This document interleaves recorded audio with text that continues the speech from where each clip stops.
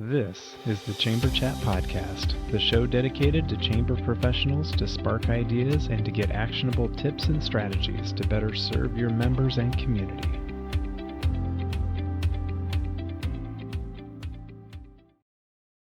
Hello, Chamber Champions. Welcome to Chamber Chat Podcast. I'm your host, Brandon Burton, and it's my goal here on the podcast to introduce you to people and ideas to better help you serve your chamber members and your community. Our guest for this episode is Joe Venhuizen. Joe is the Vice President of Membership and Resource Development for Envision Greater Fond du Lac.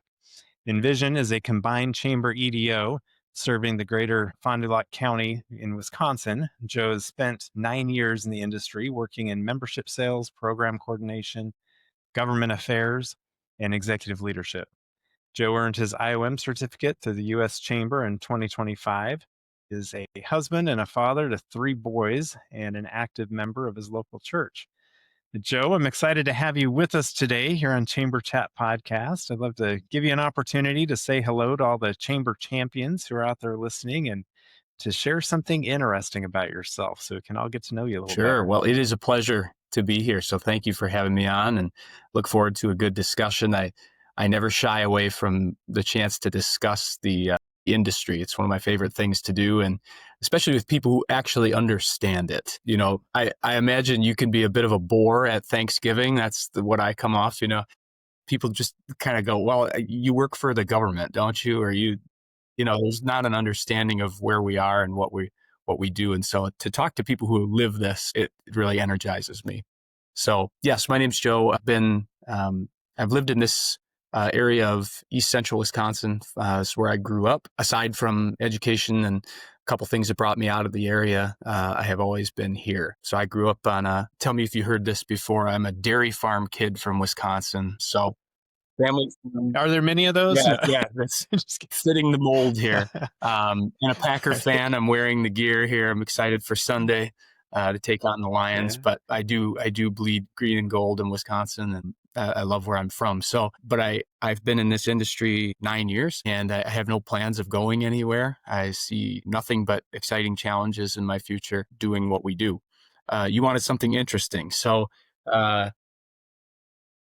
Something interesting. I'll tell you, earlier this year, I became a official small business owner myself. Okay. And that sounds pretty cool. The reality is it's not that cool, but I did get an LLC, and I formalized under an LLC some things that I've been doing for years, which is improv comedy. So I now have an official business for my improv troupe, and we do short form sketch comedy for corporate parties and gatherings and fundraisers and things. So something that I've enjoyed doing for many years. That's very cool. So see, I love asking that question. I never would have known that about you if we didn't ask for the interesting fact about yourself. There you go. So that's cool. You'll have to put up your tour schedule here at the end. Yeah. private bookings only, pay for travel costs. I'm happy to, advertise it on your podcast here. That's right. That's fantastic. I know what you mean about, Thanksgiving dinner being the bore. When people find out I have a podcast, they're like, "Oh, so cool. What's it about?" Well, it's Chambers of Commerce. Like, what? Yeah. So, yeah.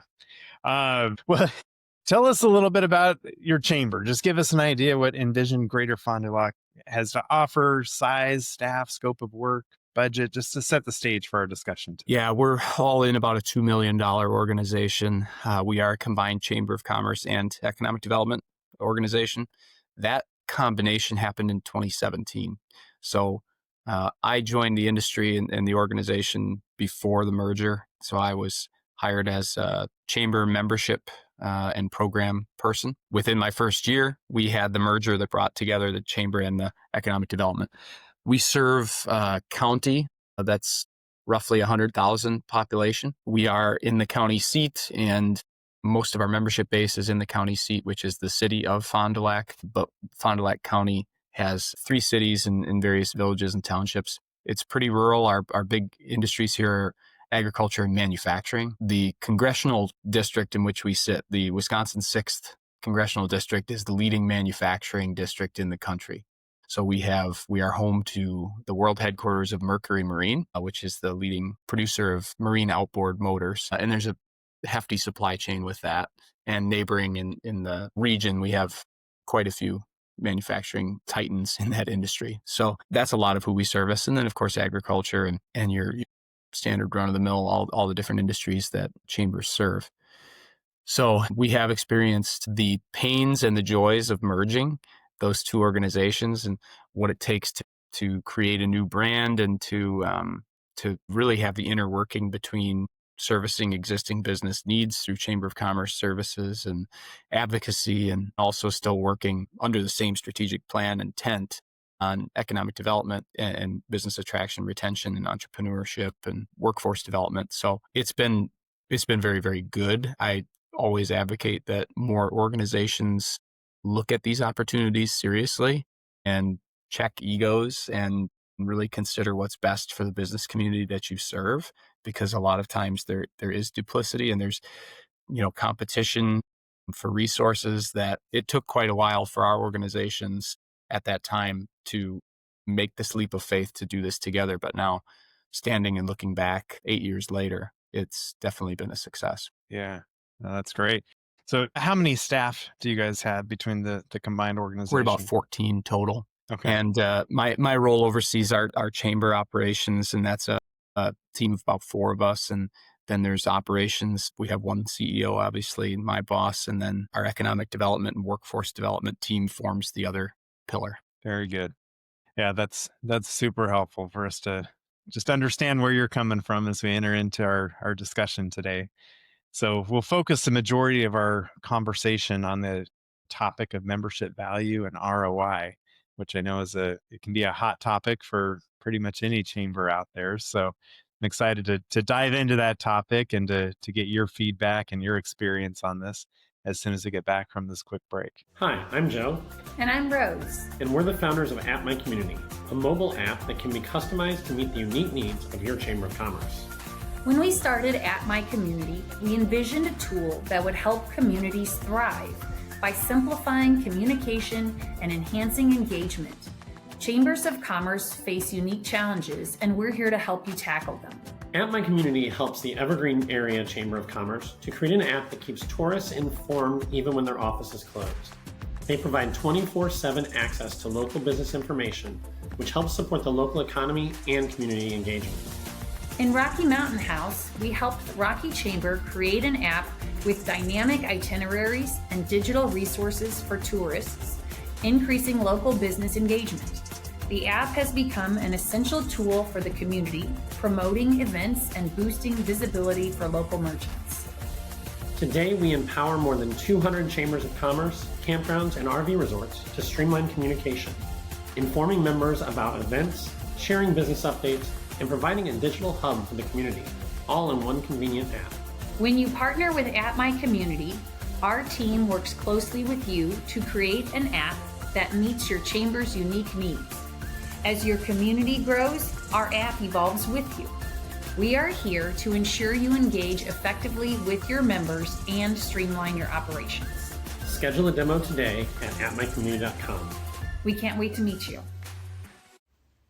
Are you ready to take your organization's funding to the next level? Hi, I'm Clint Neesmith, CEO of Resource Development Group.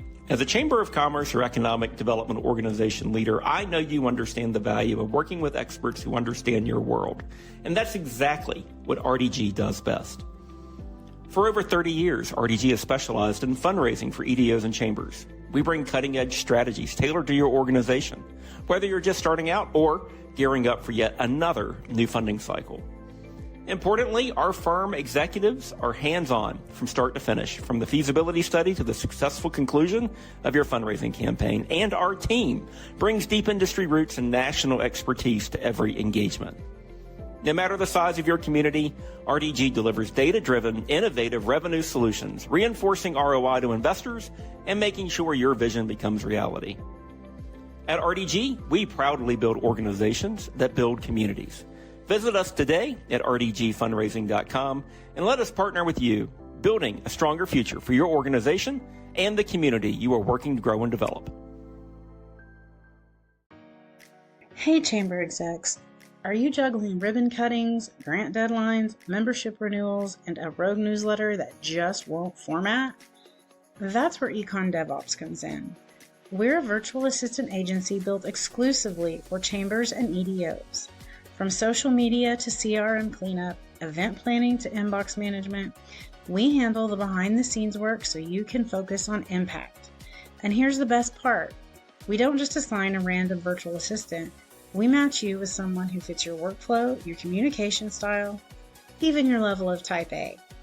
Visit econdevops.com or email us at hello@econdevops.com and finally cross hire help off your to-do list. Econ DevOps, helping community champions make a bigger impact. All right, Joe, we're back. So as I mentioned before the break, today we're talking about membership value and ROI. How do we express that to members, potential members? I've shared before on the podcast, my background is in chamber publishing. So oftentimes I'm interacting with chamber members as a third party, and they feel like they can open up to me, in those scenarios, and they'll be honest. I don't feel like I get anything out of my chamber. I don't see, I paid membership dues and I never heard from the chamber again, those Mm-hmm. sort of thing. So how do you approach expressing membership value and ROI as you interact with your members and potential members? Yeah. If any of your listeners have the right answer on this, in 10 seconds, please chime in. But this is gonna constantly be the measure that we use for ourselves: is how well are we delivering value or communicating value. One of the things that's been helpful for me in years of doing this in annual renewal cycles and understanding the types of members who come and go, and then those who stay and why they stay, is really the way the type of mindset that a member brings to the organization. The reason for joining is as important to understand at the time that you are interacting with a new member as the way you communicate ongoing. Because if you understand the type of member and the type of value they're looking for, you can understand whether they're going to be long-term or whether this is going to be I'm in it for now for me. And then when the me part isn't working, I'm out. We have done a decent amount of effort recently at Envision in changing some of our language and our materials to reflect more of fundraising or investor mindset than a member mindset. And where we are focusing a lot of effort is this getting into a mindset of a long-term relationship, not that there's a sort of knee-jerk reaction that's asked for on an annual basis. Did I feel like this year I did enough to get value that I can, write one more check? But to really start the relationship off from the bat of this is a movement that you're joining for the long term, and there will be peaks and valleys. There will be times when you need more attention from the business community and the services we offer, and there will be times when you're off and running the business. But that doesn't mean that we're going to be stopping and starting and breaking off relationship. This is both of us working towards success in this region together for the long term. Yeah. So years ago, I had a friend of mine. He's a realtor. He reached out to me. He had moved to a new community. He's like, Brandon, should I join my local chamber? He's like, I know you do this podcast about chambers. Should I join my local chamber? And of course, my knee jerk reaction is, of course, but I was a little more measured. I'm like, well, it depends. What are you trying to do? What's the mission of the chamber there in your community? What kind of committees do they have? How can you get involved? Like, what do you want this to do for your business? It's not just that magic bullet where you pay an annual membership due and all of a Yeah, sudden all your your business is problems are thriving, solved. right? Right. So very much going back to your thought about figuring out the why. Why are they joining, and what are they trying to get out of it? That'll help guide those conversations. My thought is going towards, how about those members that need to justify their membership to somebody higher, a regional manager or somebody at Yeah. corporate, or, something like that. How do you have those kind of conversations and help them to recognize what the chamber does for them so they can continue that conversation with those that they answer to. Yeah, that's a tough one because my answer is almost always, well, who do I need to be in the room with? Because Right. it's let's get to the naysayer, the person who is sort of just evaluating this on paper and not really in the context of a conversation or a true understanding. So those can be really difficult, getting through those folks on the ground who say, well, I got to run it up the chain of command, and go, well, let me help you. Let me, be part of that conversation. Often a good thing. But I think that there's always mindset shift. And in those critical kind of crucial conversations of, are we valuable enough to, use expense on, right? To invest in.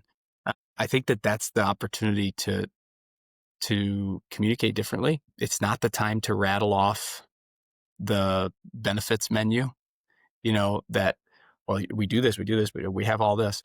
It's really, when you're in those conversations, it's really opportunity to pause and to say, what are your goals? What is it that you want to accomplish? And really get the playbook, because people will teach you how to sell them. And when you're able to get them to communicate, well, here's what I'm looking for. So your realtor friend, looking for connections in a new area. I just want to meet new people, right? Well, that's easy. Here's the things, but what your realtor friend may not care about is all of the work we do with the local school districts in bridging the gap between local industry and future workforce. And, that might be a huge part of what we do. Doesn't matter to me, right? So don't spend any time Right. talking about that because I'm lost. I don't care. You can fundraise that from other sources. Here's my problem that I'm looking to solve through your organization. So you need to get the keys to how to sell, and you get that from the member who's considering that value. Yeah. I guess I'm thinking of those members that they've joined. Maybe they've been a member for a year or two. And because so many businesses now are operating off of data, which we preach to chambers too, right? Collect data, make data informed decisions. So they collect the data, they're looking at their books, and they're like, okay, justify this to me. How does this make Uh-huh. sense? And like you said, who do I need to talk to help, relay the value? I think that's We've got to tell stories really too, Brandon. We have to be able to communicate our wins and then how they apply. And, I think we get very head down in the chamber industry on, we have this annual schedule of events and monthly schedule of events and, this long list of to-dos, and there's a lot of whirlwind there. But when we get significant wins for the community, those, you just can't move on from those to the next event.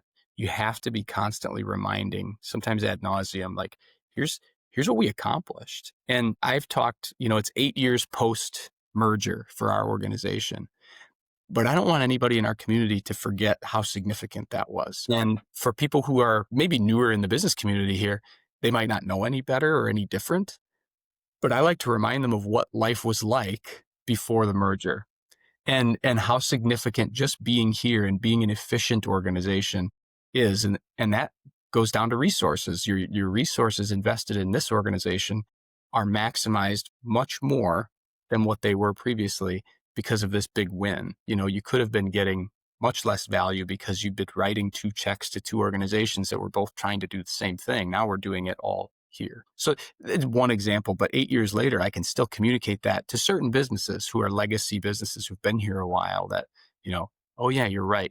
This could be a lot. The other thing is anytime you have advocacy wins, anytime that you've helped with a business expansion, relocation, an entrepreneur startup, anytime the chamber's been involved, even, advocating for an infrastructure change that's small. I think it was Pat McGoy, who's a longtime, titan in the chamber industry, tells kind of an anecdote about, if the chamber advocates for a stop sign, use that one project, right? Just one stop sign, and then try to put numbers to it. So for the business that's right there, what does this mean for you? So if that one, stop sign leads to, and I can't remember how in this example, but if it leads to more impressions or more traffic that is stopped at your business with visibility, by the numbers, is that 1% more? Is that 10% more? And then what does that mean for your bottom line? So for your $1 million industry, what's 1% of that, and then how do you quantify the results of advocacy wins. So I haven't done a lot of that, but that was something that made me think a lot. Anytime that you have a business park expansion or a win on your main street. For example, we advocated for highway expansion that tied our community to the county to the east. And by expanding that road from 2 lanes to 4 lanes, naturally it's much safer. It's much more efficient for, for daily drivers, but also for the, businesses and freight over the road. There's a way that you can communicate that to businesses of different industries that this is valuable, and it wouldn't have happened without our advocacy. So, trying to get them out of this mindset of like, okay, the only thing that matters is customers that walk through my door, and go, no. It's not the only thing that matters, because that's influenced by a lot of different factors. And here's the way that we're pulling levers on those factors. Yeah, I love that. And just the whole idea of the value of being able to tell the story, whether it's talking about the merger or the recent advocacy wins. I mean, I think every chamber out there is going to have at least a healthy handful of examples of just individual members who have been members, the whole time that their business has been around, and, why they stick with it, why they, wins that they've Mhm. seen as the chamber's been able to be influential in their business to, again, help increase that bottom line.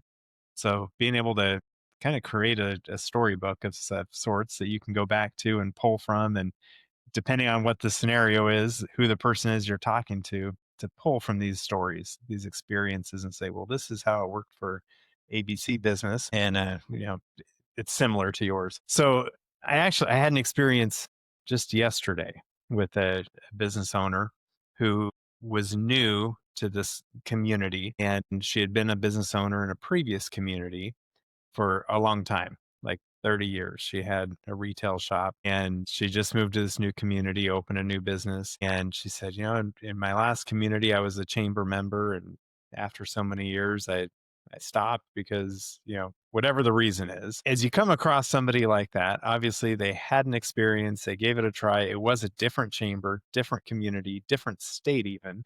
How can you help build the trust for them to give your chamber a chance to be able to help their business? Is there a way of trying to save that, or to help them recognize the value? I'm sure the storytelling comes back into that, but how would you approach a situation like Well, that? you have to remind people that every chamber is a unique and different organization. And when you have folks that bring past experiences, it's just hard to compare apples and oranges sometimes. But what I try to remember is, and there are examples of this in my years in the industry, that a really good practice to get into is to invite your critics. Invite your critics to dinner. Some of the best volunteers or board members that we've recruited have been those who have been trying to drop, right? They're trying to leave, saying, you're not valuable. I don't get anything out of this relationship.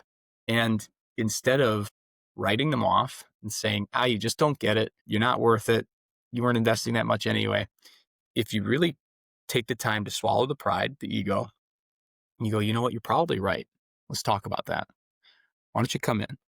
I had I had a member of our young professionals organization who, after 1 year, hadn't gotten outreach. We really did fail her. She hadn't gotten outreach or hadn't attended an event, didn't feel like, she belonged.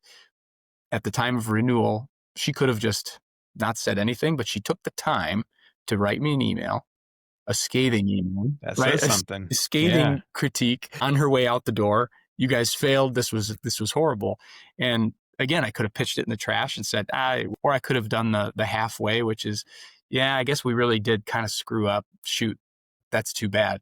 But I went one step further and said, sounds like you'd be a great member of our membership outreach committee. You've identified a I real love it. need in this organization, and we need leaders, and it sounds like you could do it.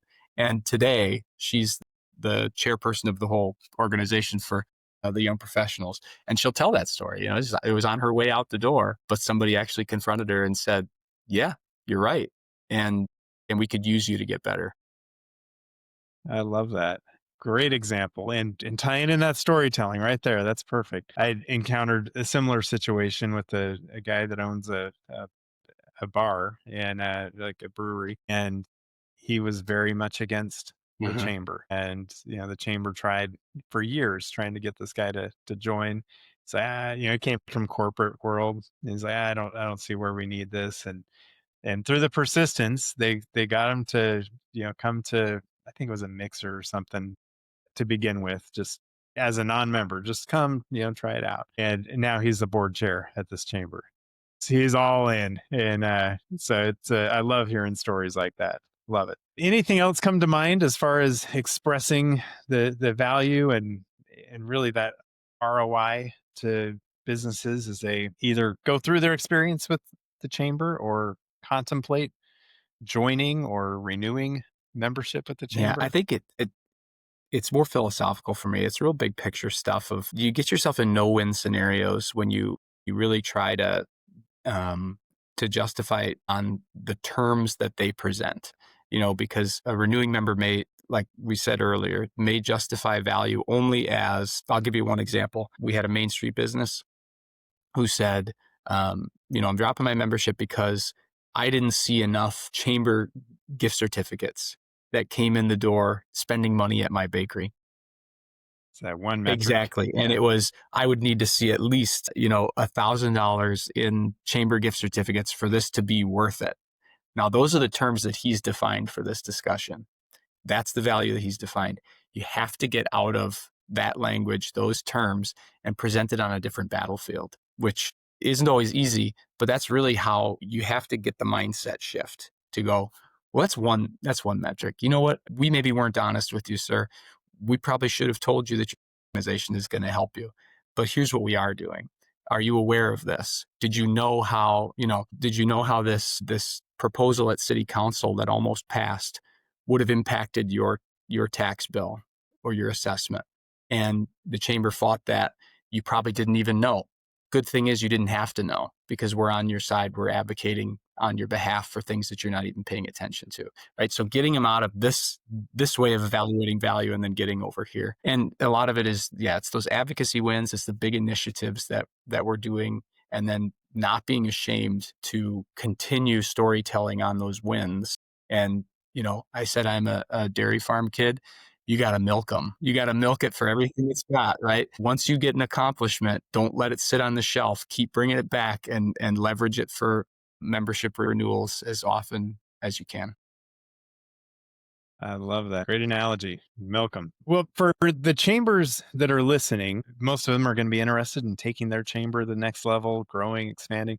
What kind of tip or action item might you share with that chamber who's trying to take it to the next level to try to accomplish that goal? It's a good question. I think that if you're listening and your chamber is not involved in advocacy and government affairs, you need to figure out how you can carve out a slice of that game because you owe it to your business community. Our organization, pre-merger between chamber and economic development, our chamber was very active in advocacy and government affairs. During the merger, there was a fear that because our economic development organization had some public investments coupled with private, that we would be in a bad situation if we were trying to do local advocacy while also relying on public funds. And I won't say that isn't a real factor, but the result was we shelved advocacy. We got out of the game completely. And it only took a couple of years before we lost influence and we had a big missed opportunity for local development because we didn't have an established enough advocacy voice to be able to influence this issue. And so it woke us up and it got us back to the table. We reestablished the legislative agenda, reformed an advocacy committee, and have thrown a bunch of time and energy into it. And we're yielding the results. Because again, we've said it, when it comes to ROI, that's the trump card. For a business that can never show up to an event, can never be bothered to read an email, there is always, when you have a good, strong advocacy arm, there is always the argument that we did this, you benefited. You didn't have to show up just by existing in this community. You're a beneficiary of this advocacy work that we did. And we think it's worth at least a small amount of your annual continued investment. So I think that, for chambers that are scared of it, there's a way to do this in a very easy, non-controversial way just to become the location where conversations happen. You can do legislative forums where you're just inviting in officials with the business community. You're not taking stances. You're not, advocating positions. It's an easy way to just get started. But I think that if you're not doing anything in this advocacy sphere, you've got to get at the table. Yeah, I love that tip. And plays in very well to our discussion today, too. How you talk about it being that trump card that you can always go back to. And, you can get into the micro things for each individual business, but when you're missing on those a chord, or you're not, really hitting it home for that business, you always can lean back on that advocacy card. Definitely. I love that. I like asking everyone I have on the show, as we look to the future of chambers of commerce, how do you see the future of chambers and their purpose going forward? It's another good question. I think that chambers of commerce will continue to remember who they are, and the core of why chambers were started was to be a functional tool on behalf of a business community to accomplish more together than what businesses can on their own. I think as time goes on and chambers take different avenues, and some function more in a tourist, or some are in other areas, it sometimes becomes a well, let's think about this organization like a business, and how do we maximize our profits and keep our people. And I think that sometimes gets into a myopia, and you're really just looking down, and you're not thinking and remembering, okay, wait a minute, we're a tool for the success of all of our businesses. The fear I have is the same thing that the internet did to chambers when it became prevalent, which was, now you have a platform outside of your local chamber where you can do a lot of the connections and the exposure, and you don't need to stop into the chamber office for a map anymore, right? These sorts of things that made chambers valuable. I fear that AI will do the same thing to a lot of the services or benefits that we now provide. And that can crush a chamber that's not forward thinking, or it can just challenge all of us. And so what I mean by waking up and remembering what we're here for is the value that we provide in an increasingly automated AI culture is, and also in this fragmented political culture, is we're the sane people at the center of issues. And we are the people that know how to have conversations and to bring variety of opinions to the table and come out with results. We're positioned for that. We're here to represent businesses, but we're also in touch with the public sector, nonprofit, education, all different industries.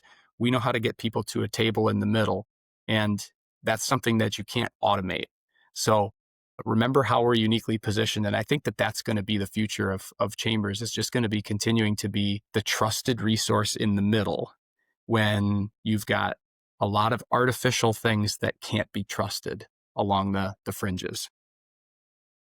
Yeah, I totally agree. And to be able to understand that core, because technology is going to change everything around us. But if we've got that core and why we exist, and then employ different tools around that core, I think that'll keep chambers relevant and in the center of trying to bring some sanity to both sides Definitely. a long time in the future. Well, Joe, before we let you go, I wanted to give you an opportunity to share any contact information for listeners who may want to reach out and connect with you and learn more how you guys are doing things there at Envision. Sure. Where would you point them? What would be the best way to connect? Yeah, we have an easy name, Envision with an E, Envision Greater Fond du Lac. So you'll find us if you Google us. We're online, envisiongreaterfdl.com. I'm a phone call guy, so if you want to get a hold of me, just ring me up. My phone number is listed on the website, but it's 920-921-9500. I'm the only Joe in the building, so you'll get to me quick. But I would love the chance to talk with you on the phone. I welcome anybody to call me and discuss ideas or book your next improv comedy show. That's right. Get that plug in there.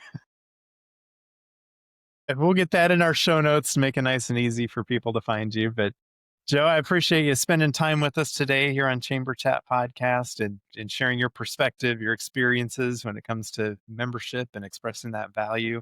I know it's something that we constantly need to be thinking of, and building that story bank that we can go back to and whenever we need to be relatable to those businesses that we interact with. So thank you for sharing your insights with us today.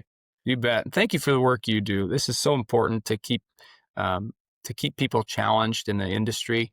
and thinking ahead and thinking futuristically, and also just for giving us some of the ideas for how to storytell. What you do is the same thing that we should be doing on the topic, what we've been discussing. We've got to get better at getting the word out, and not just in an annual renewal letter. Yep. Big fan of Chambers podcasting. I'll just put that out there. So Whole other All right. topic. That's right. Well, thank you, Joe. I appreciate it. You bet. If you are a chamber professional, be sure to subscribe to Chamber Chat Podcast on your favorite podcast app or now on YouTube, so you never miss a new episode. New episodes are released each week and delivered right to you. If you're finding value in the podcast, please take a moment to leave a rating and review on Apple Podcasts, Spotify, or wherever you listen. It really helps others discover the show. And most importantly, share Chamber Chat Podcast with your colleagues in the industry so we can continue to grow and strengthen the chamber community together.